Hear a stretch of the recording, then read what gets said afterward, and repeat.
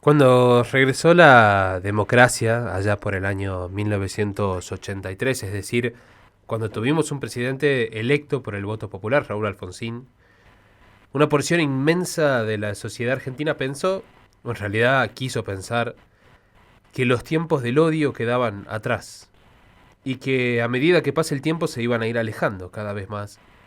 Creían que con la primavera democrática venía también una estación de amor. Digo, en el sentido responsable y claro del amor, eso que no eso digo que se usa para romantizar situaciones de violencia ni cursilería barata para sacar provecho o rédito. Hablo del amor que se intentó enterrar junto con el pensamiento y las ideas, ese amor que reflotó y que se volvió a sentir.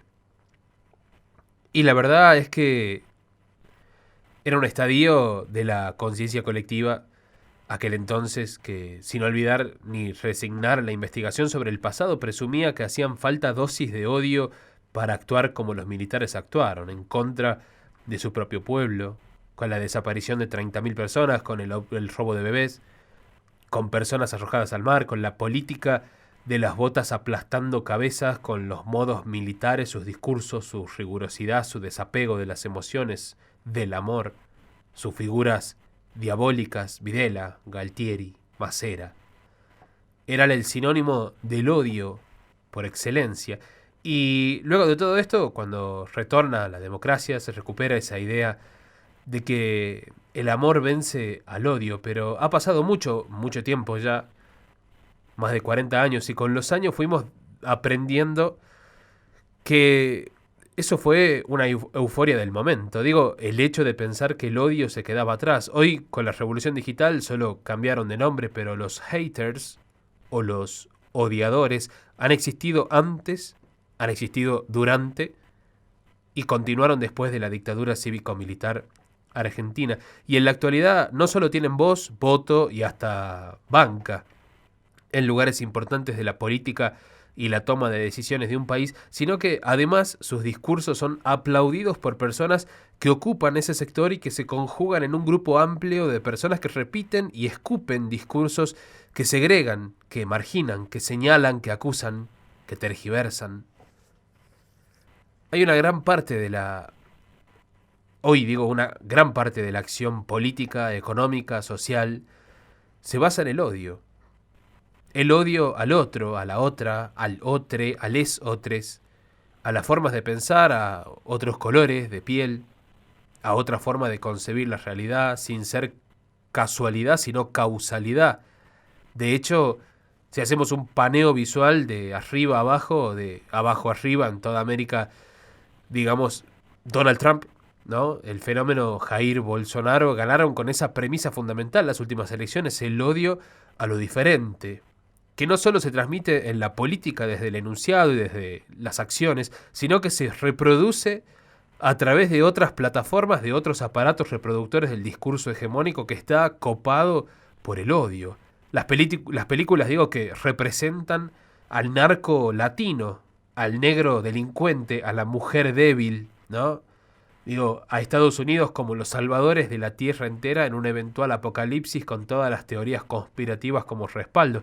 Pero esto, digo, es algo que sucede a nivel internacional. En América Latina se ha hecho campaña con esto por décadas y décadas. Se ha ido cultivando ese odio. Odio al que viene a quedarse con lo tuyo, a pisar la tierra que te dijeron desde chico que es tuya y que tenés que defender porque alguien allí afuera te la va a querer quitar. Y extendido a todo el mundo, pensemos en el panorama europeo, ¿no? Con las crisis inmigratorias, digamos por los conflictos bélicos, las fotos que recorren todos los continentes y aparecen en las redes y en los portales que cuentan los conflictos internacionales, en los que siempre son más perjudicados y perjudicadas quienes son más vulnerables.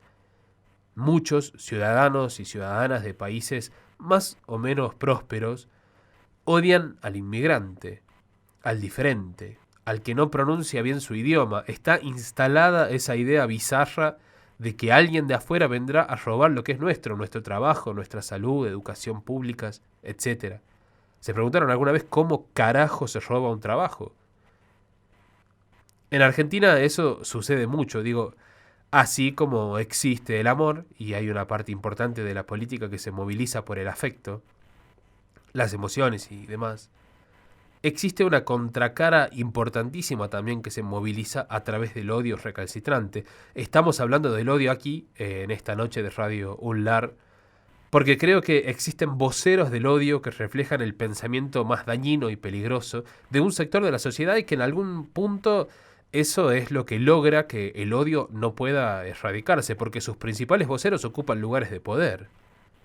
Esta semana, la diputada nacional Elisa Carrió, Lilita Carrió, dio una entrevista televisiva en la que promovió una revisión de los juicios por delitos de lesa humanidad durante la última dictadura cívico-militar. Y a mí, sinceramente, Carrió me tiene harto. Y lo digo quitándome todo el disfraz del profesional posible, me tiene harto. Carrió dijo: me gustaría una ley que pueda habilitar la revisión de muchos juicios injustos sin debido proceso legal contra militares que no tuvieron nada que ver, en diálogo con el canal de televisión TN. Y pienso, más allá de quienes conocen en qué se basa su accionar político, saben que no es lo peor que ha dicho Carrió. Si Carrió no tiene detrás una fuerza política que la respalde, si es capaz de tratar de imbécil a un ministro de su propia fuerza como Garabano, si es capaz de haber dicho que Mauricio Macri es tan estúpido y hoy forma parte importante de su interbloque político, ¿qué credibilidad le queda a una persona como Carrió? Pensaríamos.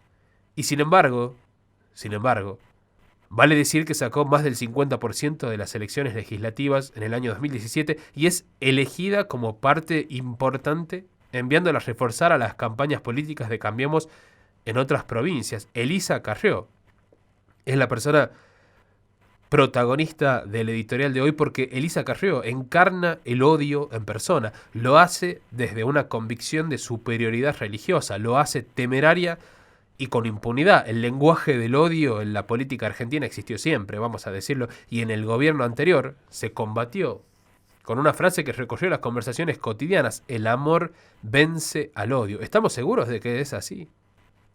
De verdad, digo, ¿están seguros de que siempre el amor va a vencer al odio? Porque, yendo a los hechos, también ha sucedido muchas veces en la historia mundial que el odio ha vencido numerosas veces al amor, a través de la persecución, la segregación, la intolerancia, la acusación sin pruebas, el encarcelamiento sin garantía de derechos, el odio que moviliza la sociedad y que Carrió explicita con un respaldo evidente, inculca muchísimo veneno. Pensemos en cuando se dice gracias a Dios que tal persona murió, o habla de exterminar a tal o cual persona, cuando habló de Capitanich durante el gobierno anterior, utilizando el mismo lenguaje que en la dictadura cívico-militar argentina.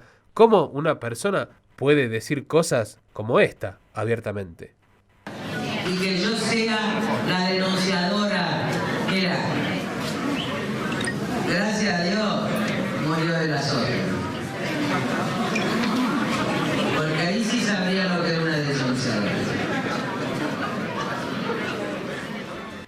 El lenguaje del odio es una causalidad, no es una casualidad, no es un exabrupto, sino que representa lo que otras personas piensan y no dicen. No es una persona medicada o en tratamiento, sino la utilización por parte de una fuerza política de esa persona como una especie de ariete para socavar los intereses de cualquiera que ose a criticarlos. Ahora, si tiene plancton dentro del cuerpo, ¿qué fue? ¿Una persona desesperada que quiso cruzar? ¿Sin saber nadar? Sin saber nadar. ¿Alguien que lo empujaron? ¿Le pegaron un palazo, un piedrazo, un balazo, una puñalada? Bueno, eso se sabe. Y la mayor garantía que tenemos es el Cuerpo Argentino de Antropología Forense, que trabajó en la Guerra de los Balcanes, en las fosas comunes de México y en la dictadura militar argentina. Ahora, esto que planteaba Lilita de la temperatura del agua, que también le consultamos recién a Rodrigo Saliba. Aquí las temperaturas bajas favorecen la conservación del cuerpo. Digamos, sí. Los forenses, de alguna manera... Es como Walt Disney. Claro, digamos, los forenses Exacto. pueden encontrar más pruebas.